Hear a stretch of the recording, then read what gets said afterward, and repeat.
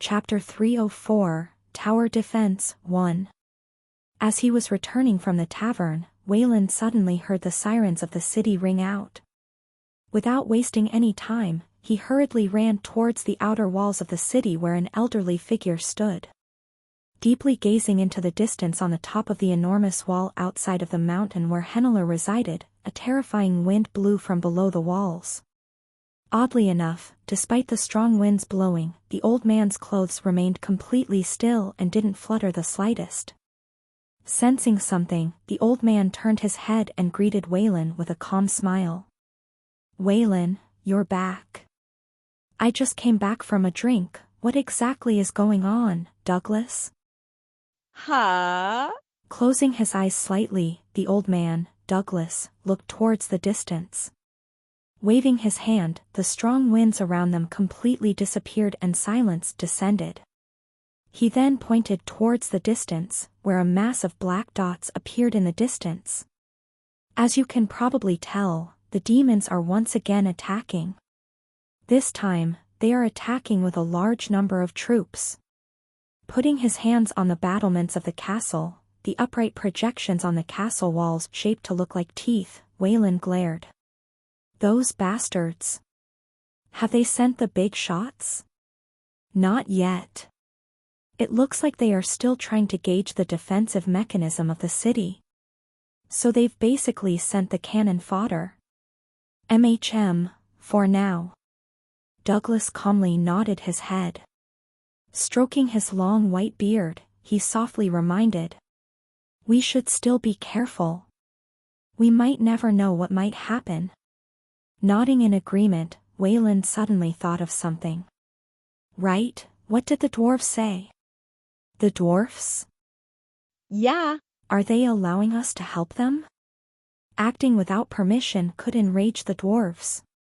This was because their interference might have adverse effects on the dwarves who were perhaps planning on activating a specific defensive measure that required no interference.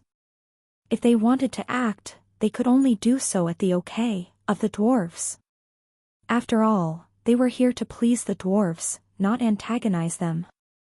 Understanding full well what Waylon was implying, Douglas shook his head before once again turning his attention towards the distance. "Nothing yet, but I've already told them that we will assist them if anything happens." "That's good enough for now." Also turning his attention towards the distance, Waylon's eyes squinted and tangible bloodlust started exuding from his body. "If they permit us to move, I'll slaughter each and every demon that comes my way." Wee-yee-yee. Wee-yee-yee. The sounds of the sirens rang out throughout the whole city as the dwarves quickly closed up shop and hid inside of their homes. From how unpanicked and organized this was, I could tell that this wasn't the first time that this had happened. "Ren, what's going on?" "Small Snake?" Regrouping with the others back at the lodgings, the first one to approach me was Small Snake. Glancing behind him and seeing everyone staring in my direction, my brows furrowed tightly. "I'm not too sure, but from what I've heard, it looks like the city will be under siege soon." "Under attack?" My words instantly caused Small Snake and the others to panic. Everyone but Leopold, who listened attentively from the side. His experience was starting to show, as he remained cool-headed the whole time. "What do we do now? Should we take cover? Or should we just leave this place?" I'm not sure myself, but leaving is not an option. As Waylon had told me beforehand, escaping this place was no longer an option. The end result would just be us against thousands of demons. Massaging my throbbing forehead and staring at the others who seemed well rested, I cursed out loud. Shh. *T, I still didn't sleep yet. Unlike them, I still had not properly rested as I ran around the whole city ever since arriving here. Was my luck really that bad?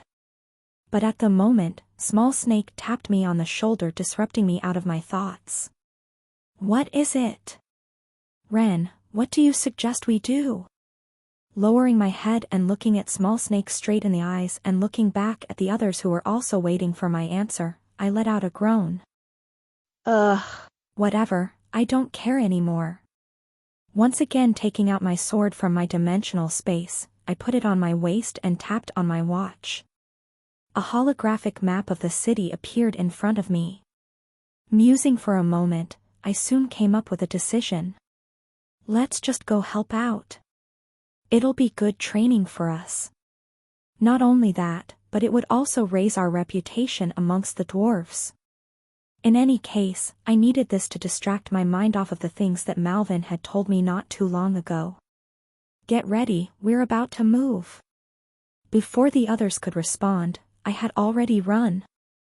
Asterisk. Henneler was built inside of a large mountain within a massive mountain range. Blending with the environment, making it harder to spot from a distance, towering walls erected from outside of the mountain. The walls were divided into two areas, the upper areas where the big shots were, and the lower areas, where the weaker individuals were. In order to make up the disparity, built on the lower area were many different defensive structures and artifacts, with dwarves, elves, and orcs patrolling around the area. In general, they only talked amongst their own races and kept to themselves, but the impending attack from the demons sobered everyone up as they all helped each other out. In contrast to the lower level, the higher level was more restricted for the stronger individuals. One could see from the level of security around the area that brought towards to the higher level, that highly classified meetings were being held there. Oi, you over there! A buff dwarf yelled over to my side. Turning my head, I instantly recognized him. Eluid. The dwarf that I had previously met at the entrance of the city. Without greeting me nor waiting for me to reply, Eluid shouted onto a small device in his hands. Orimdis, I've got some people here who be right for the job. Quickly come pick them up. Quit shouting, ye fucker, I'll be there in a minute. Because Eluid didn't bother lowering the volume of the device, I could pretty much hear whatever they were saying. The fuck did ye say, Tommy? Pa, what be ye gonna do? Before long, the man called Orimdis arrived.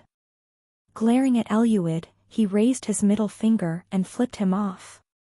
Then, turning his attention towards me and the others, he began to size us up. MHH, nay bad. This will do for now. Nudging me to follow him with his two fingers, I, along with the others, followed Orimdis towards the northern gate. Walking along, he gave me and the others a brief overview of the wall's defensive structure. The walls had 4 gates, which were named after the cardinal points. Northern, Southern, Eastern, and Western. The northern gate, the gate that I was currently at, directly faced an expansive forest and was on the opposite side of where the main demon force was. As such, it was supposedly the easiest side to defend. Orimdis, the dwarf that was guiding me and the others, was the one that oversaw the operations on the northern side. On the other hand, the other 2 sides, the eastern and western gates, directly faced the other mountain ranges. On normal occasions, those sides would have been the easiest to defend against, however, it had to be noted that demons could fly. Because of this, the geographical advantage was almost negligent. Lastly, there was the southern gate, and that was where most of the demons were coming from. In short, that place was a living hell for whoever was there. It was also the place where most big shots resided. What do ye guys specialize in? Orimdis suddenly asked. Turning around, I briefly gave him a rundown of our capabilities. I'm a swordsman, he's a tanker, she's a beast tamer, he's good at commanding, and these 2 can help with a utility such as scouting and paperwork. At my mentioning of Small Snake's and Ryan's capabilities, Orimdis instantly became disinterested. From the looks of it, he didn't believe that the 2 of them could match the dwarven analytical abilities. To that, I could only shake my head. He was soon going to see just what those 2 were capable of. MHHH, noted, I was hoping for a long-range damage dealer, but your composition be still good for when those bastards come near. Maybe I should get one. Did ye say something? No, just thinking to myself. Orimdis' previous words made me realize that I needed to get a long-range damage dealer in my group. This was a serious flaw that I had not taken into account before. That reminds me, what be your ranks? Orimdis asked thoughtlessly, to which I swiftly responded without hiding anything. I'm C rank, and the others are D-D rank, with those two at around G rank. Aside from Ryan and Small Snake, pretty much everyone was now rank and above. Sort of shocking given that not too long ago, everyone was barely at the entry level of rank. You guys be pretty strong for your age, I'll give ye that. Orimdis pointed towards an area in the distance. You guys see the area over there, right where the tower be? Go there, and 1-0, the people show, make arrangements for ye. I looked towards the area he was pointing at. The tower he was pointing at was one of many that were along the walls and had windows and doors that individuals could use to either snipe or jump down from above to directly fight the enemies. It wasn't a terrible spot to snipe, but it was a pretty obvious place, giving away the location of the sniper quite easily. Fortunately, we didn't have one with us, and so we soon arrived below the tower, where we quickly informed another dwarf about Orimdis' words. Glancing at Small Snake and Ryan with a disinterested look, the dwarf casually said, I see, let the two utility users come with me and ye guys can go to the middle level o' the building. Got it. Turning my attention towards Small Snake and Ryan, I patted them on the shoulder and softly whispered. Small Snake, Ryan, they're looking down on you. I want you to let them know their place. To look down on the two geniuses that I had chosen, like hell I would let them. Got it. Yes. Solemnly nodding their heads, they both soon followed the dwarf towards the uppermost floor of the tower. From how serious their faces were, it seemed like they were fired up. I grinned at that. You guys follow me up. Nudging Ava, Hein and Leopold with my head, we soon walked towards the middle level where a large group of different races stood. The group comprised of dwarves, elves, and orcs. Humans. A tall male elf lazily eyed us. A trace of disdain flashed his eyes before speaking in a commanding tone.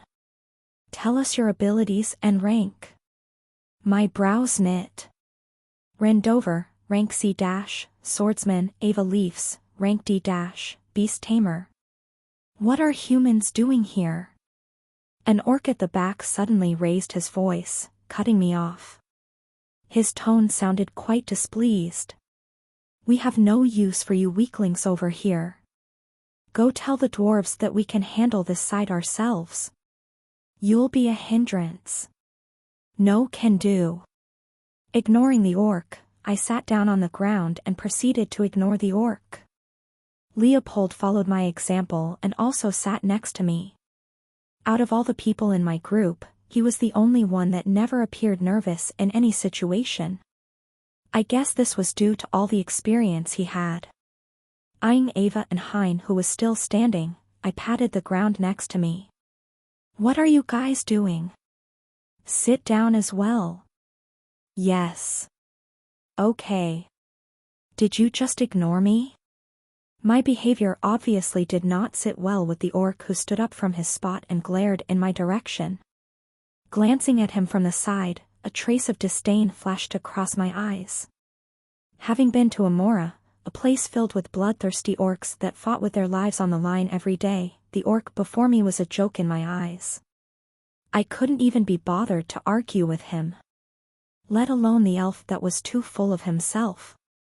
He was most likely some low-leveled warrior that put on airs on those he deemed weak. Aside from the two of them, there were more elves and orcs. However, they merely gave us a glance before going back to their own thing. It seemed as though their pride did not allow them to associate with us, a bunch of humans. Human, are you deaf? Did you not hear what I said? The orc slowly approached me. A strong aura exuded from his body. Ignoring him and taking out binoculars from my dimensional space, I tapped on my bracelet. A potion soon appeared in my hand. Gulp. Downing the potion, I glanced towards the others and muttered. Get ready, the bugs are coming. Chapter 305, Tower Defense, 2. The sun started to set, and darkness slowly enveloped the land. A cold breeze brushed through the forest, the paper-like sound of the leaves fluttering sounded across the area. The scene was rather tranquil, but everyone standing on top of the northern tower knew that this was the calm before the storm. Rustle. Soon, the silence was broken by the rustling sounds of the vegetation in the distance. Stationed at the middle levels of the tower, I gazed into the distance. There were many black creatures in the distant forest, approaching our direction. Some were flying, whilst others weren't. The atmosphere was heavy, and everyone on the middle level of the tower started to take out their weapons, as they quickly got back to their post, readying themselves for the upcoming battle. It's time we also get ready. With the aid of my sword, I slowly stood up. Facing Ava, Leopold and Hein, I looked back towards the forest before muttering. This is going to be a long battle. You two follow me and dinna touch anything. Following the dwarf from before deep into the tower, Ryan and Small Snake soon found themselves inside of what seemed to be the control room of the tower. The layout of the place was quite simplistic, as the room was about the size of a normal living room. Around 10 dwarves or so hurriedly paced around the room, looking through different holographic images, depicting different angles of the tower where the demons could be seen. In the middle of the room was a large map filled with numerous dots, presumably depicting the demons that were approaching. Their number was quite large. Large enough to make Small Snake gasp in shock. On the other hand, staring at the room starstruck, Ryan couldn't help but let out an exclamation of surprise. Wow! Running towards the map in the room, Ryan waved his hand over the map. His small hand passed through the holographic image.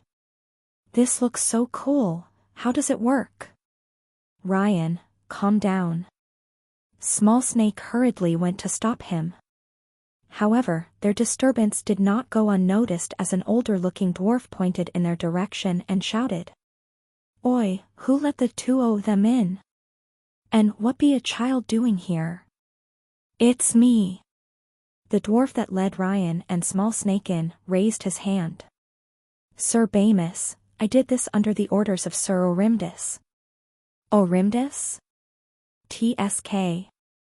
The older-looking dwarf, Bamus, clicked his tongue. What be that guy thinking? Has he lost his mind? He said Ta let them help out with the miscellaneous stuff. Their combat power be fairly low, and they may end up being more useful than ye can imagine. Bamus rolled his eyes. Although he was the person in charge of the logistics in the northern tower, at the end of the day, Orimdis was the one in charge of the whole northern area. He had to follow his orders. All right, I'll do it. Thank you, sir. The dwarf gratefully looked at Bamus.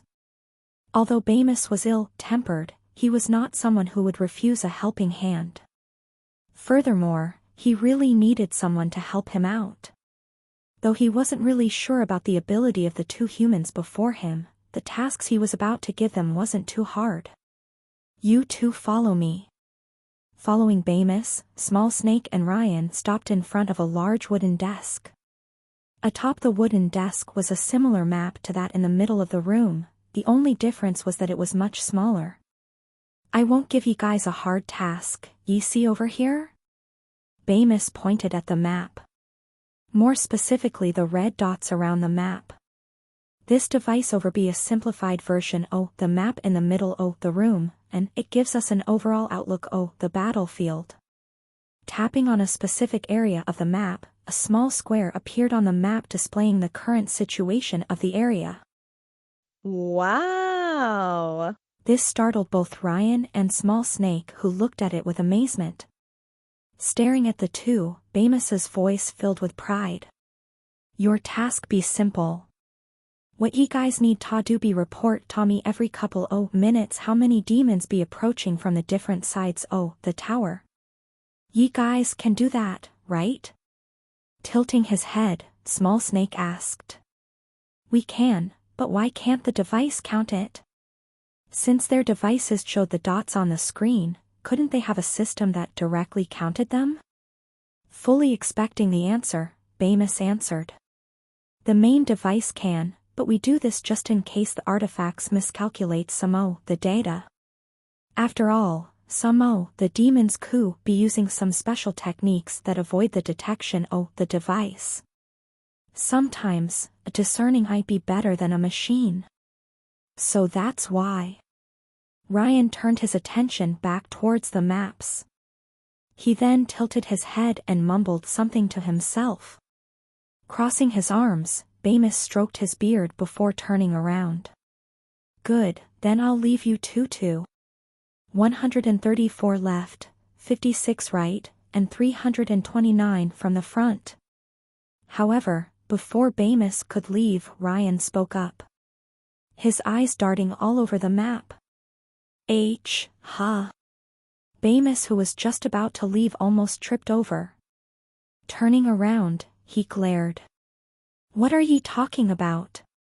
Are ye joking around? Innocently looking at Bamus, Ryan pointed at the map. You wanted to know how many demons are coming? Those are the numbers. Ryan suddenly stopped.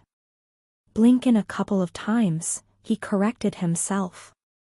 Oh wait, it's not 132 left, still 56 on the right, and 324 from the front. That's wrong, Ryan.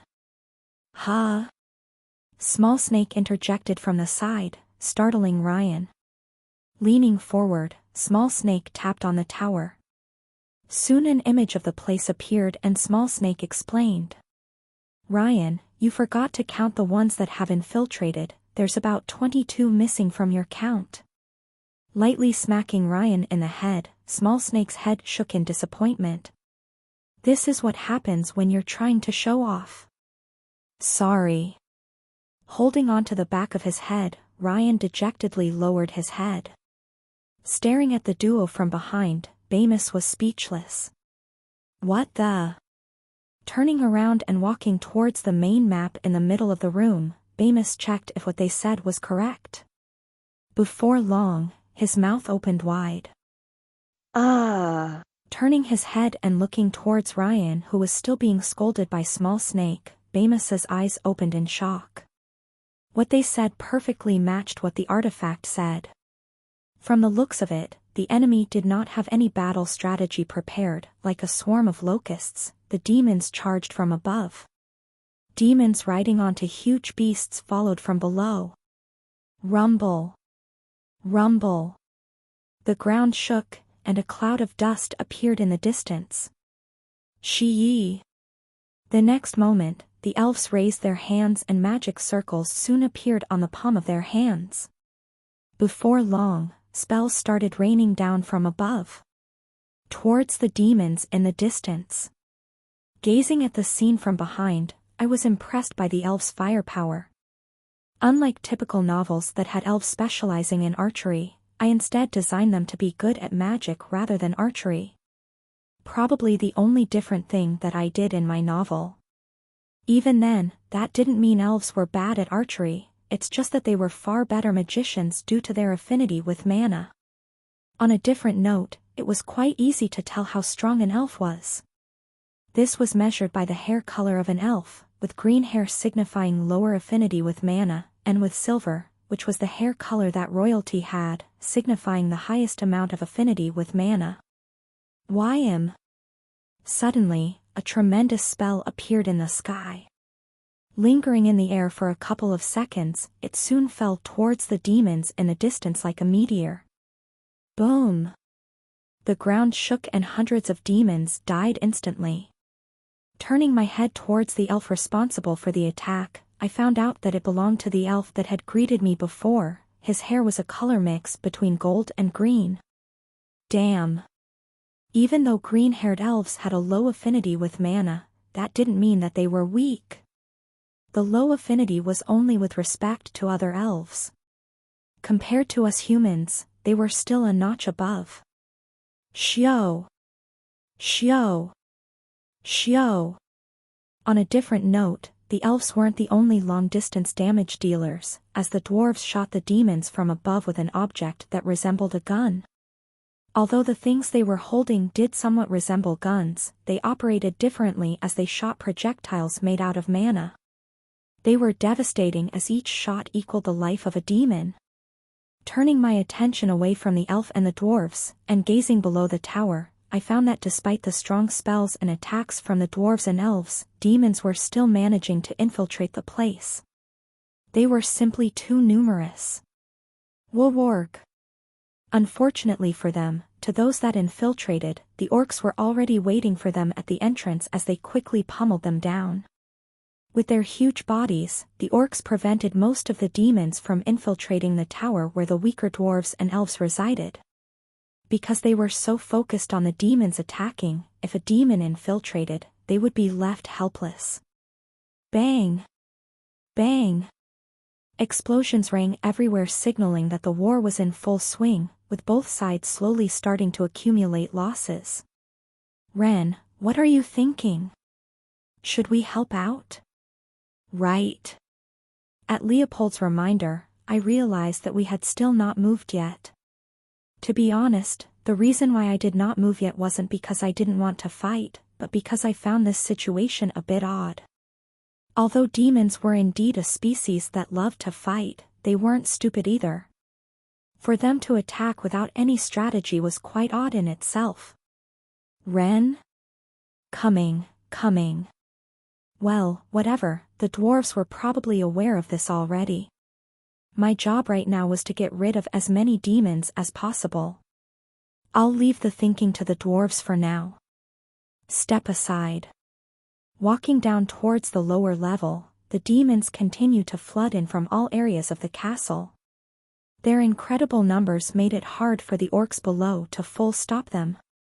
Before long, 3 demons managed to pass through the first line of defense and started rampaging through the inner sides of the castle where the elves and dwarves were left helpless. Raising one of his sharp claws, one of the demons approached a dwarf near me and screamed. Die, you vermin!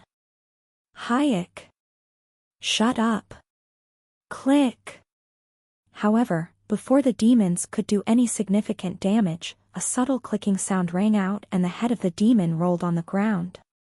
Apathetically glancing at the dead demon beneath my feet, and ignoring the stares coming from the dwarf that I had just saved, I calmly walked towards where the orcs were.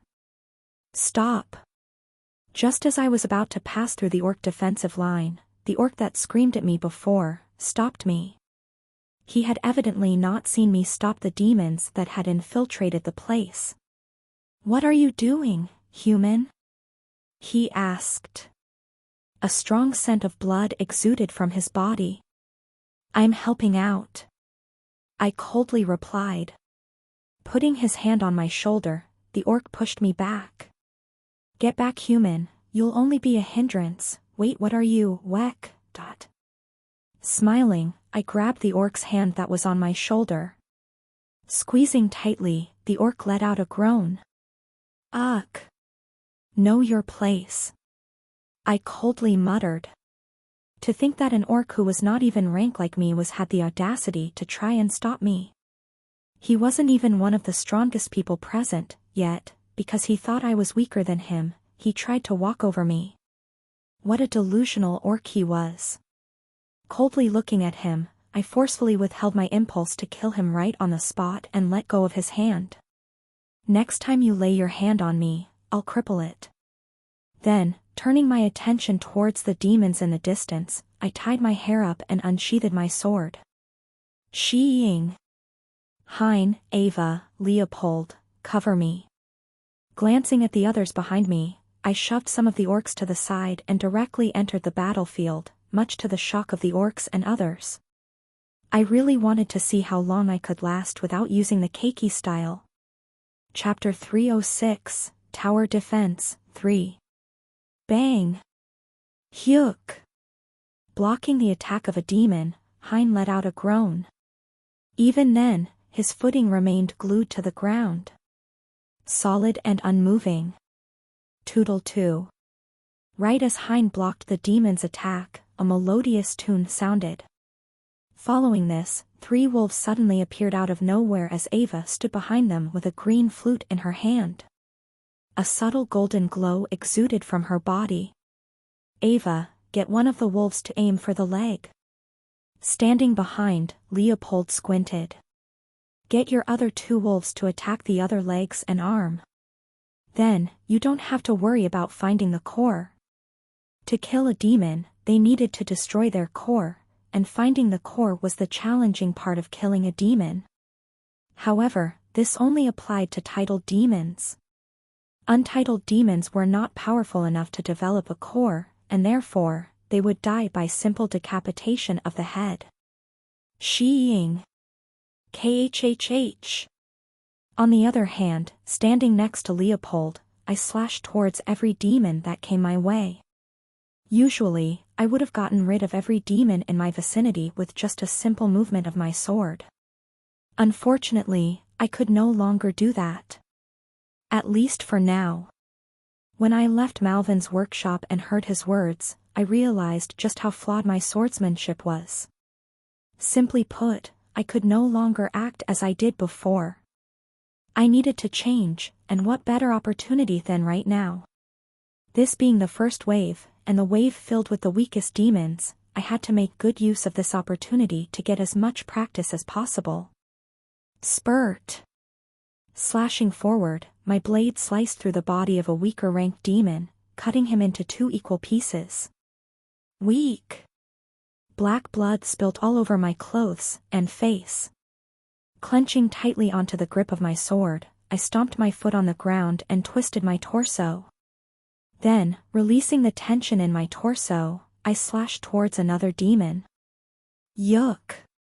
Slowly, my body count started to increase, and so was my scope of time. I just killed, and killed. My emotions started to dumb down, and my body started to move on its own. Moving towards wherever a demon was. Unbeknownst to me, before I knew it, I had lost count of how many demons I had killed, and standing in front of me were 3 demons. Of the 3, one stood out particularly, as a pressure rivaling mine exuded from its body. At the same time, inside the control tower's control room. Oi, ye 2 follow me. Bemis beckoned Small Snake and Ryan with his hand. Yeah? Though confused, both Ryan and Small Snake followed Bemis's instructions and walked to where he was. Pointing at the large map depicting the northern tower, Bemis asked. Take a look at this. Which side do ye reckon will be breached first? His sudden questioning caused the dwarves nearby to look at him in shock. It had to be noted that Bemis was a very hot-blooded and strict person. For him to personally ask someone else's opinion, it only meant 2 things. He had either acknowledged them, or he was testing them. Nevertheless, for him to test them, meant that their skills were real. Not fully comprehending the situation, Small Snake pointed towards himself and Ryan. You're asking us? Who else? Bemis crossed his arms and rolled his eyes. Pointing at the map, he asked again. Answer my question. Which side do you think will be breached first and needs the most support? Frowning, Small Snake looked at the large map before him. Next to him, Ryan also looked at the map. Touching the hologram to see the different camera angles, Ryan tugged Small Snake's pants and pointed towards a certain area. Small Snake, look. Oh. Small Snake's eyebrows jumped up. Bending over and looking at the area Ryan pointed at, he looked back at Bemis and answered. Oh, then, it would be the eastern area of the northern tower. What makes you so confident in your answer? Bemis asked with a frown on his face. As the other dwarves had known, he was testing Small Snake and Ryan. He already knew the answer, and he just wanted to see how capable they were. However, their answer disappointed him. Shaking his head, Bemis opened his mouth. Never mind, looks like I was overthinking, ye guys can go BAC. But before he could answer, Small Snake cut him off. Well, that's because it can't be the western and northern areas. Can't be the western and northern areas? Bemis's frown deepened. Right. Nodding his head, Small Snake elaborated. The northern area, although has the most demons coming, is also the area with most defensive measures. So far there is no indication that it will fall. At least not in this wave. The northern area was the area that had the most demons coming. Therefore, it was also the most protected area with multiple artifacts and soldiers stationed there. At the moment, it was also the safest area. Listening to Small Snake's words, Bemis agreed and asked. Correct. But what about the western area? Scratching his head, Small Snake answered. Well, that's because Ren is there. His answer was so unexpected that Bemis, who was listening, was left confused. Huh? Who? It's better if you see for yourself. Tapping onto the map, a video image of the situation began to play before Bemis. When the video began playing, Bemis was left speechless by the scene presented before him. What's this? Surrounded by two demons, a lone youth stood in the middle of the battlefield. Behind the two demons was another demon. One whose aura was much more powerful than the duo's. Eyeing each other, the two demons closely followed the youth's movements. They did not act arrogantly like the demon they were serving, but more like bodyguards, their sharp nails resembling swords extended all the way down from their hands. Around them were many different demons, but they were all quickly shot down by the people from the tower. If they didn't die, a large youth holding a shield and a girl holding a flute would quickly assist. Behind them, a middle-aged man directed them calmly. He's directly facing the commander. Observing from the control room, Bemis muttered out loud. From what he knew, each wave had a commander, and from the looks of things, the youth in the video was currently facing the commander of the first wave. On a good note, the commander didn't seem too strong as this was only the first wave, which was more for scouting than attacking. Even then, he was not to be underestimated. At least Baron ranked. Turning right, Bemis asked. Is this the reason you are so confident the Easter area will not be all right? Correct, if it's him, then there should be no problems. Small Snake crossed his arms and stared at the video. Ryan, who was next to him, also did not show any signs of worry. They both knew full well Ren's capabilities. This was especially so after having been with him for over 4 months during their journey to the city. He was strong. Oh, they're starting. Ryan's high-pitched voice sounded, and as soon as his words faded, Ren began to move. Stomping his foot on the ground, creating a crater on the basis, his body shot forward with his blade stabbing towards the nearest demon. Attacking so suddenly and unexpectedly, the demon could not react in time. Ren's sword immediately stabbed towards the demon's head, causing black blood to fall on the ground. Following this, Ren pulled out his sword and slashed vertically, decapitating the demon. Everything happened so fast that, apart from the leading demon behind, the other demon could not react. Still, that didn't mean that the other demon stood still. At that moment, the other demon finally reached Ren, slashing with its large nails. A whistle arose, and the air split apart. Ren coldly glanced at the incoming attack. Then, glancing at the stronger demon to see if he was going to move, he took a step back and narrowly dodged the attack. Whying? He then stepped and stabbed forward towards the demon's head. Unfortunately for Ren, the demon reacted extremely quickly. One of its hands grabbed Ren's sword whilst the other slashed in his direction. This sudden block caught Ren off guard, however, that didn't mean that he was helpless. On the contrary, he already knew what to do in a split second. Letting go of the sword, Ren bent his body backwards, dodging the attack. Then, coating his feet with a green hue, he twisted his torso and kicked the demon right in its chin, sending him flying a couple of meters back. Hyuk! Taking advantage of this moment, Rin bent down and grabbed his sword that was left on the ground. Then, stomping his foot on the ground, he shot forward and killed the remaining demon. The leading demon did not move an inch from its spot throughout the fight. Without changing his expression, Rin did not waste any time. He immediately charged over the demon he confirmed was a Baron-ranked one. The Baron-ranked demon was very cunning. Previously, he had been observing Ren. The only reason he didn't move when Ren was killing his minions was because he wanted to better understand his opponent. After having observed Ren kill his two subordinates, he finally started to move. The Baron-ranked demon was very cunning. Previously, he had been observing Ren. The only reason he didn't move when Ren was killing his minions was because he wanted to better understand his opponent. After having observed Ren kill his two subordinates, he finally started to move. Raising both hands at the lightning speed, the Baron-ranked demon crossed them, 10 red claw marks shot in his direction.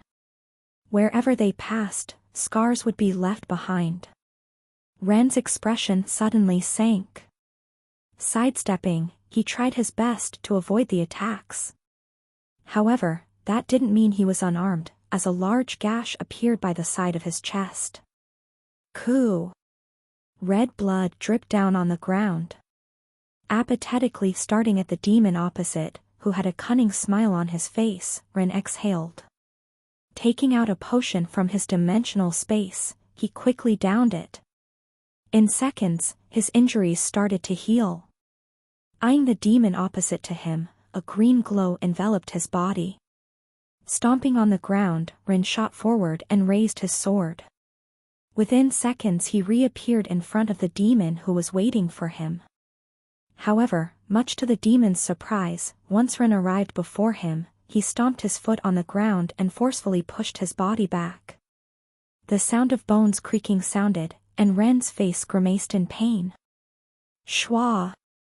The demon who had been prepared to strike Ren the moment he appeared, was left dumbfounded by Ren's sudden actions as his attack missed completely.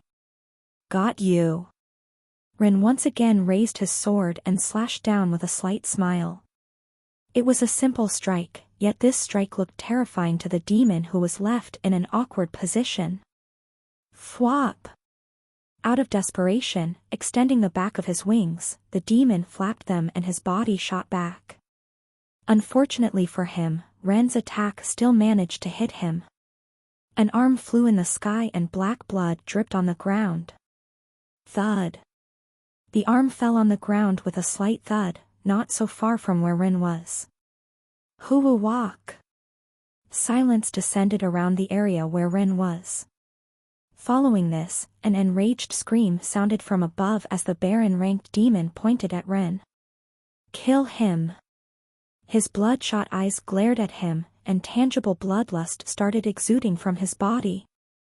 Instantly, the demons within the vicinity all turned their attention towards Ren. We were talking about over 30 demons or so. All of them looking at Ren with bloodthirsty eyes. Within a second of the Baron-ranked demon's words, all the demons lunged in Ren's direction. To those watching from the tower and in the control room, it looked like a slaughter was about to happen. However, unbeknownst to them, Ren's face remained calm. In the face of the incoming demons, his face remained cold and unmoving. Then, something that would leave them at a complete loss for words suddenly happened. With his eyes locked on the Baron-ranked demon, Ren's pupils slowly turned gray and the battlefield froze. All the demons that were lunging towards his direction stopped, seemingly as though they were frozen in time. His ashen gray eyes made all the demons present want to kneel and worship him. Move! His cold voice rang out, traveling through the ears of each demon present, sending shivers down their spines. Almost out of pure instinct, all the demons stepped to the side, creating a small path leading to the Baron-ranked demon. Shee-ing! Unsheathing his sword from the scabbard, Ren did not even bother looking at the demons besides him and calmly walked towards the demon in the distance who had trouble taking his eyes away from him. Step. Step. Step. Each step he took resonated with the wildly beating hearts of the demons present. Hyuk. Gazing at Ren, who was slowly moving in its direction, the Baron-ranked demon took a step back.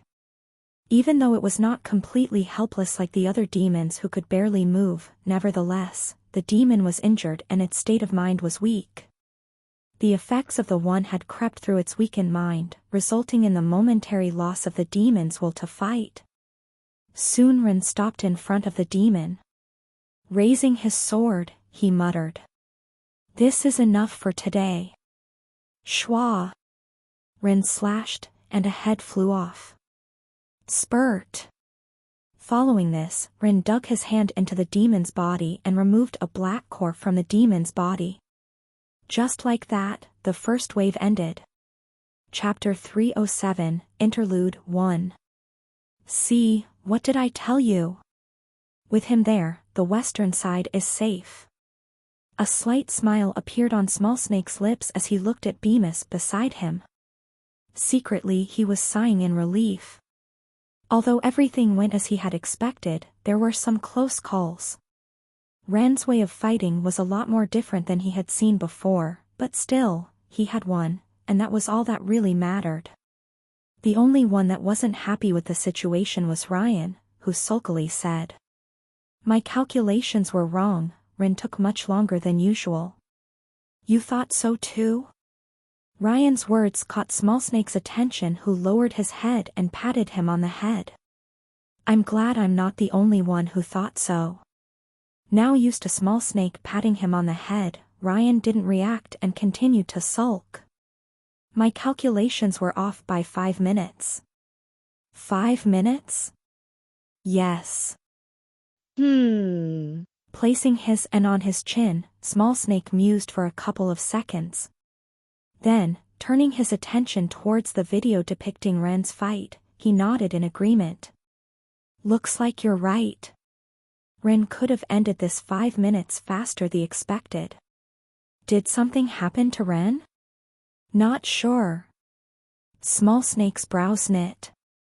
However, he eventually shrugged his shoulders. "If you really want to know, we can ask him later. Maybe he was trying to save mana? I'm not really sure." Although he had no idea why Ren chose to take his time in eliminating the demons, Small Snake wasn't really worried. Having known Ren for over a year now, he knew that he wasn't someone reckless. If he did something, there was a logical reason behind it. Patting Ryan in the shoulder, he reminded, "We should probably go to sleep soon. Another attack might happen at any time, so we should be ready for that." "Okay." Though disappointed, Ryan obeyed Small Snake's words. On the other hand, standing not far away from the duo. "Calculations wrong? 5 minutes off? Just what in the world are they talking about?"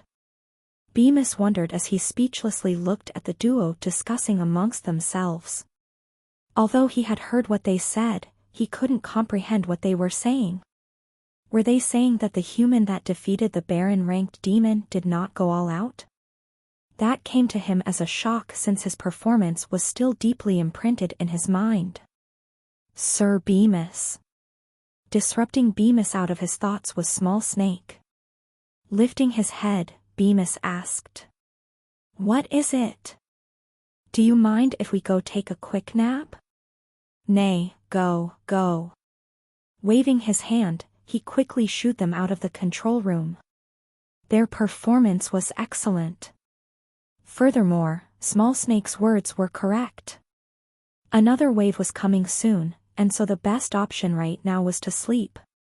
Only with a clear mind could they perform well and suffer the least amount of casualties. "Make sure to come back after you rested well." Right before they left, he reminded. As he spoke, he emphasized the part where they had to come back. Having witnessed firsthand just how brilliant they were, Bemis no longer doubted their ability. Not just him, but the other dwarves present looked at them with more respect than their abilities had been somewhat acknowledged.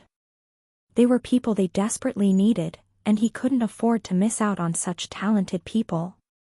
Dasha! Dasha! Dasha! A curtain of rain enveloped the northern tower, limiting everyone's field of vision. The sound of the pouring rain filled everyone's ears, and the black blood belonging to the corpses of the demons on the battlefield began to seep deep into the soil. Crack-a! A bolt of lightning suddenly tore the sky apart, illuminating the surroundings for a split second. Standing below the rain, watching it fall on my face, I closed my eyes. The droplets of rain trickled by the side of my face. Opening my eyes and looking at the sky above, my brows knit. It had to rain just as the battle ended. What better timing?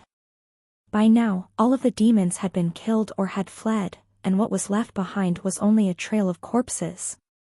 The death of the Baron-ranked demon marked the end of the first wave, and if I had to evaluate my fight with the Baron-ranked demon with one word, it would be mediocre. Not only was I injured, but I had also used quite a bit of mana using the one. Had I used the Keiki style, I could have ended this uninjured, and with a lot more mana. This just went to show how reliant on the Keiki style I was. Still, I had won, and that was all that mattered. Although I had cheated by the end and mainly relied on my opponent's recklessness, it still counted as my win. But this wasn't what I was looking for. I was looking to improve my skills, not kill my opponent. Feeling a light tap on my shoulder, I turned around and Leopold's face appeared next to mine. He then proceeded to point at the tower in the distance. Ren, let's head back. Right. Taking one last look at the battlefield, I followed Leopold and the others back into the tower. Overall, the battle lasted for only an hour, and the enemies suffered great losses.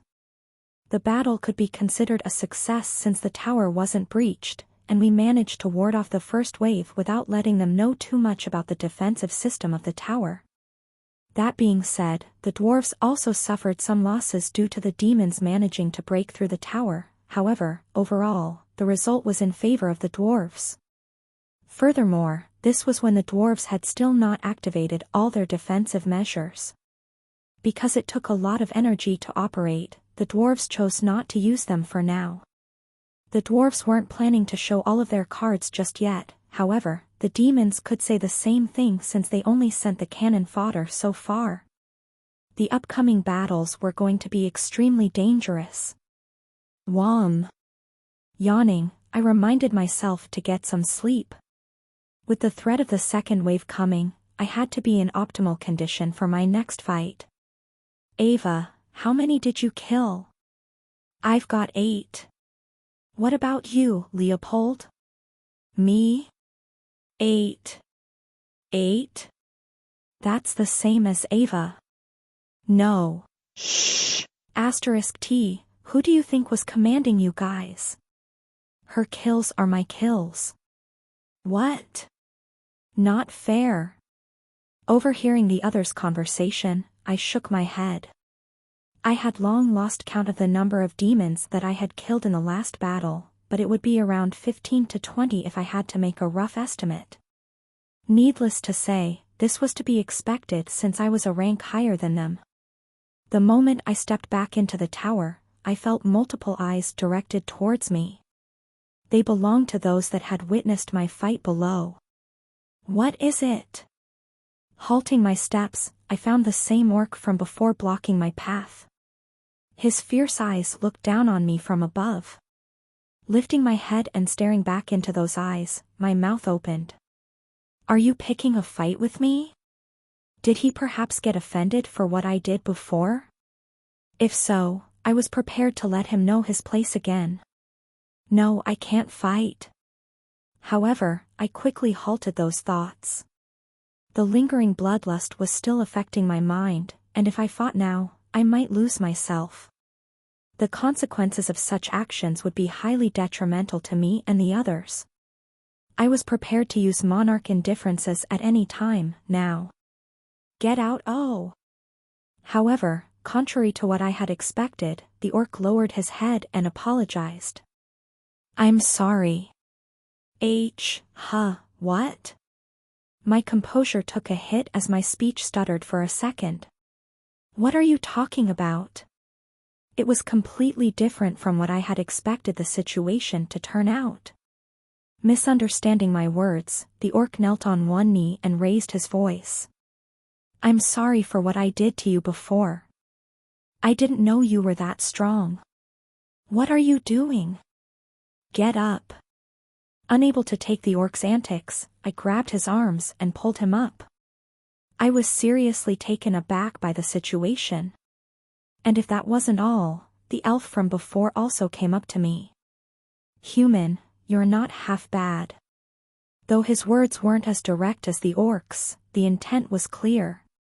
He had acknowledged me, the disdain in his eyes completely disappearing.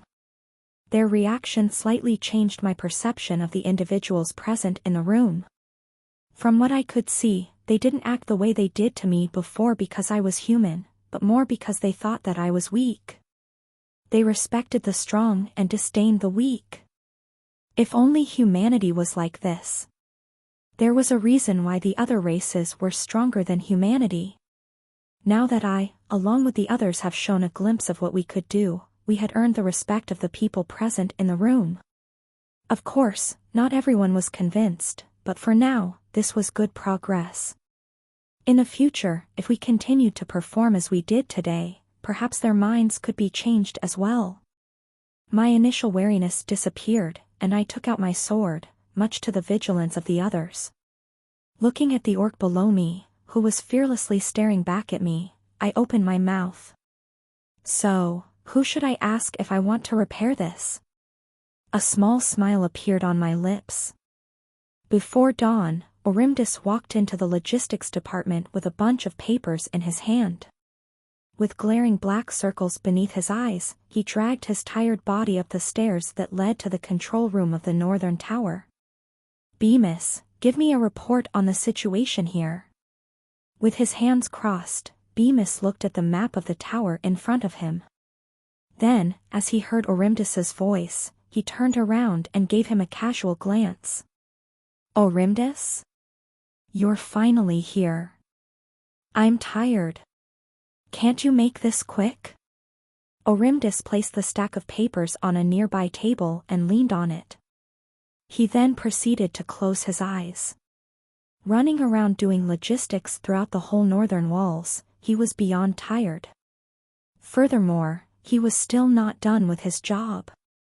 He now had to collect the logistic reports of the northern tower to report back to the higher-ups about the losses, how well they were faring, and if reinforcements were needed.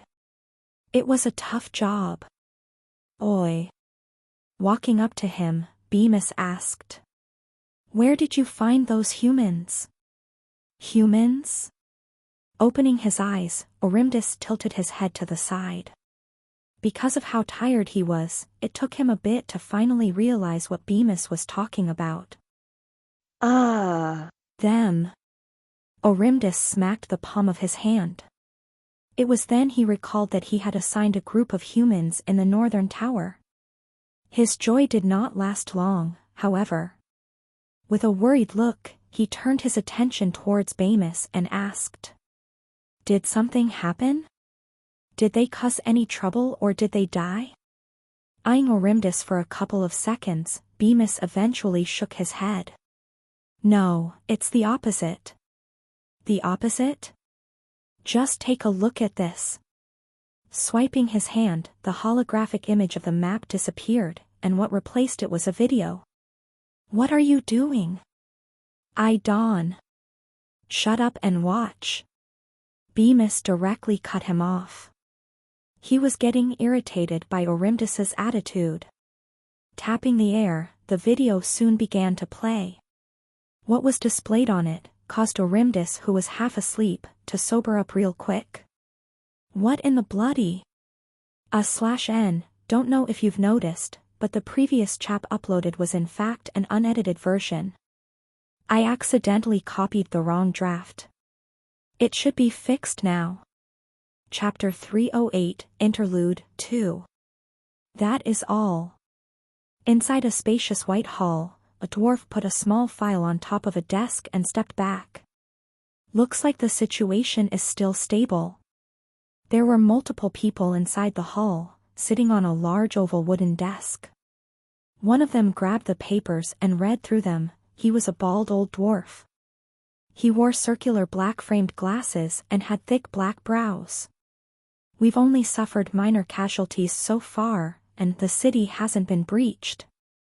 At least for now. Someone else added. With long hair cascading down his back and pointy ears, the man was an elf. His hair was primarily of golden color, however, if one looked closely, they'd noticed a few silver strands in his hair. A regal aura exuded from his body. Opening his mouth, his melodious voice rang throughout the whole room. Although the situation looks stable for now, we never know what might happen in the future. It's best if we don't get overconfident with the result of the first wave. I agree with Nasir. A deep and powerful voice sounded, and the table slightly shook. The voice belonged to an orc whose physique was at least double that of any of the individuals present inside the hall. His terrifying eyes could make any regular person faint in fear. We should not be arrogant with our results. Putting the papers down, the bald dwarf from before opened his mouth. Iro, Nasir, although I understand what you're trying to say, dinna be so pessimistic, we still haven't activated the city's main defensive system yet. A proud smirk appeared on the dwarf's lips as soon as he mentioned the city's defensive system. And rightfully so. Everyone in the room knew just how powerful the dwarves' defensive system was. That was because the dwarves never shied away from showing it off to the others. Although they didn't know the full extent of its capabilities, from what they saw, it was no joke. If not for the fact that it consumed a lot of energy, the dwarves would have already used it by now. Once the system be up, we won't have to worry about those demons for a while. But don't you think that the demons' movements are a bit suspicious, Belgig? This time another person spoke up. He appeared to be an old man well into his 80s. His long white hair gently cascaded down his back, and his long white beard reached down towards his chest. The only unordinary thing about him was probably his temperament. He wore a kind and warm smile on his face, making him look friendly to those around him. He was Douglas, the headmaster of the lock. They indeed be, Douglas, me best guess be that they're trying to infiltrate the defensive system and shut it down. That would be pretty problematic. The bald dwarf's response caused Douglas to frown. Belgig, which was the name of the bald dwarf, quickly reassured. Don't worry, we've already taken countermeasures for this. You have? Yes, but I'll have to apologize in advance for nae telling ye any more than this. Raising his brow slightly, a look of understanding appeared on Douglas's face. Understandable. Smiling kindly, he stopped asking questions. He understood what Belgig was trying to imply. No one could be trusted. For there could be someone present in the room that was secretly working with the demons. It was best to have the least amount of people know about the ins and outs of the defensive system. Tap, tap, tap. Tapping on the table, Belgig suddenly recalled something. A sly smile appeared on his face as he looked at Douglas. On another note, now that I'm talking to ye Douglas, I want to thank ye. Thank me? Douglas tilted his head in confusion. He didn't remember doing anything notable enough to warrant any gratitude. Douglas's reaction caused Belgig to raise his brow. Are you perhaps not aware of what happened in the northern area? Northern area? Douglas's brows knit. After a while, he shook his head.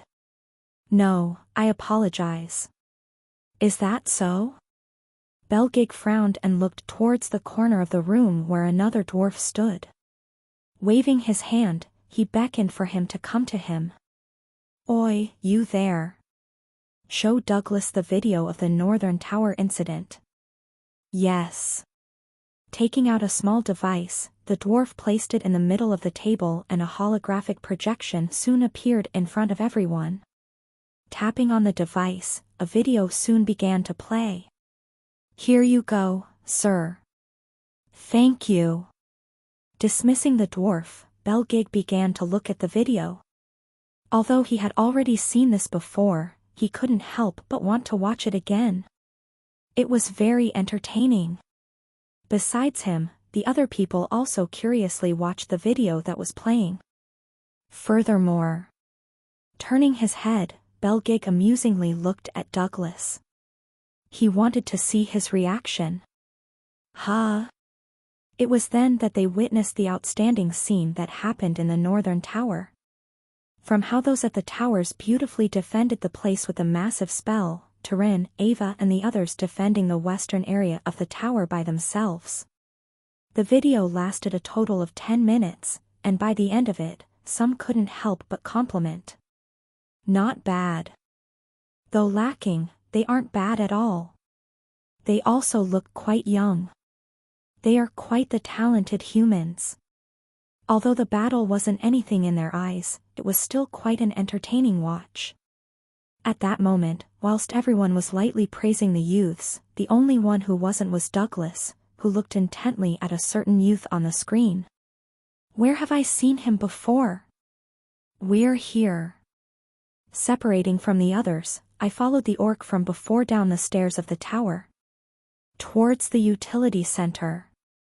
The utility center is located at the bottom of the city, towards the 3rd level, and connects with each of the towers on the walls. As I followed the orc, named Gorlaz, he started explaining to me the ins and outs of the place. Every time he spoke, his deep voice shook my eardrums. If not for the fact that the orc knew the human language, I would have had trouble understanding him. It isn't strange for weapons to break during wars, KRR, especially since we're facing a lot of opponents, KRR. The utility center is an area created with the purpose of providing a place for us soldiers to our weapons fixed fast. The only trouble was the slight nasal sounds that came from his nose whenever he took a breath. "We can also get a replacement, right?" I asked, genuinely curious about the prospect of buying a new weapon rather than having it fixed. Gorlaz nodded his head.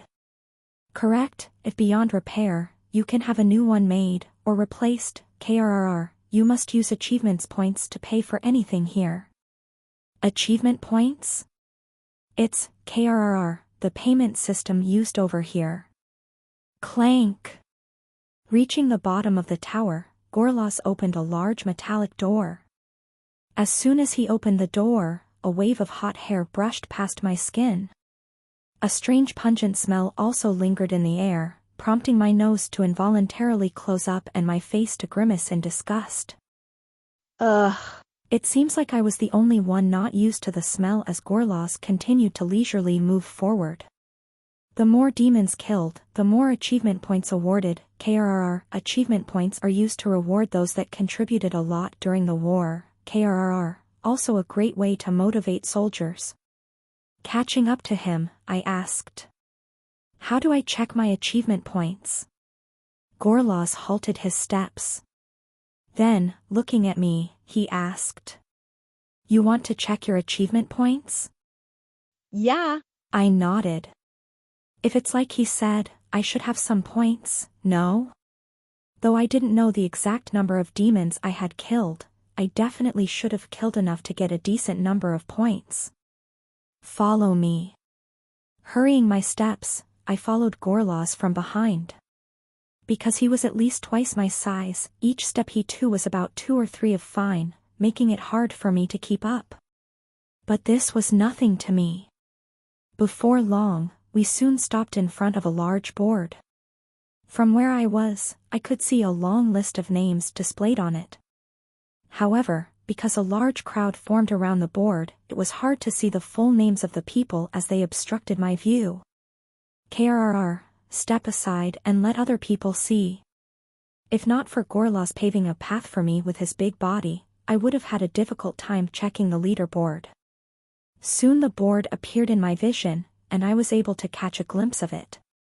The list over here ranks individuals by achievement points, KRRR. It goes from 1 to 1,000. Putting his large hand on my shoulder, Gorlas squinted his eyes and explained. Similarly looking at the board to see whether my name was on it, I muttered. How do they know how achievement points we have? The dwarves' technology is much more advanced than you think, KRR. Something as simple as counting how many people you killed is nothing to them. Gorlas answered without taking his eyes off of the board. He was trying to see if his name was there. I see. I silently muttered. What he said made sense. No, rather, my question was stupid. KRR, do you see your name anywhere? Give me a second. Squinting, I thoroughly checked the board. It didn't take me long to find my name, as it was quite far up. Rendover rank, 209 17 kills, 574 achievement points. Ranked 209, that's not bad. I did not expect to be ranked so highly if I had to be honest. Since there were many more powerful people than me, and I did not have any real AoE skill, this was honestly quite a good rank. I was satisfied. 574 achievement points, that is not bad, KRR. Gorlas said from the side. What about you, what rank are you? Just a bit below you, rank 278, with 507 points. Not bad, what can I buy with those? Sounded like a lot of points to me. Perhaps I could even buy myself an artifact. Unfortunately, Gorlas was quick to pour cold water on me. Not much as of yet, since the cost of repairing a regular sword is just as much, KRR, it's still a good amount of achievement points for the first wave. That's so. I inwardly clicked my tongue.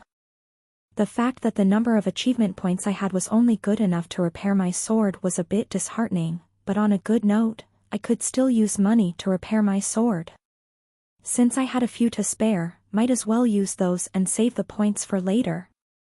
Having both spotted our names, Gorlas turned around and once again beckoned me to follow him.